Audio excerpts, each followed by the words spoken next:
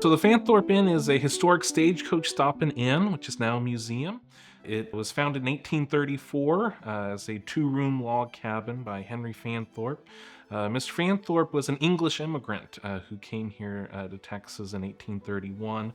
The Fanthorp Inn is remarkable in that it was where everyone went to get away from all of the chaos of the 19th century. Here, people of all walks of life could come and break bread together, have conversations, and you get to get insight into more of their everyday life, and many of them as they were just beginning to start their journeys here in Texas. Archaeological work is invaluable to us. The project that they're working on specifically this time is to clear an area for us to be able to plant a new tree. So we had a tree that was out front for over 120 years. It was a beautiful cedar elm tree with Spanish moss draping over it. It was picturesque, and Hurricane Beryl took it out, and so we had to cut it down. So we want to plant a new tree, and their work is going to clear that area, and then the things that they find help us in our more in our understanding of everyday life in the 19th century. This was chosen specifically based on conversation with property manager and historical archaeologist because it was in a sense also a service to the state, to Texas Historical Commission, to help them eliminate that area. So when the crew comes in and plant a new tree, there will be no damage to any historical objects there. We have a really great system set up where some of the students who had taken the archaeology class in the fall are continuing on as interns in a collections management course in the spring. So they actually get to see that kind of entire life cycle of excavating the artifacts and then processing them in the lab.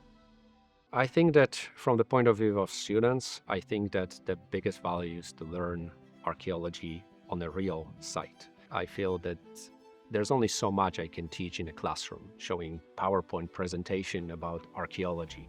But when you actually come here on a real site of historical value and you dig, you analyze stratigraphy, you look at real material that we found, pottery, nails, cartridges from bullets, you learn how the archaeology is done. You learn the methodology, you know how careful you have to be. And yes, this was a small project, but now students can go on another project that's much bigger and they can function very well in that environment.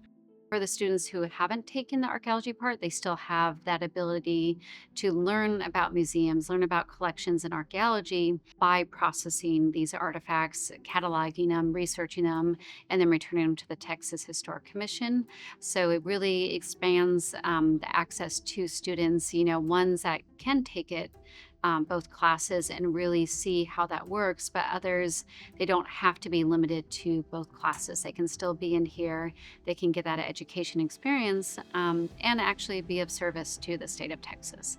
When you look around the inn today, we have taken pains using these data points from the previous archaeological digs to give you not just an idea of what the general atmosphere of the 19th century was, but what it was here at the inn.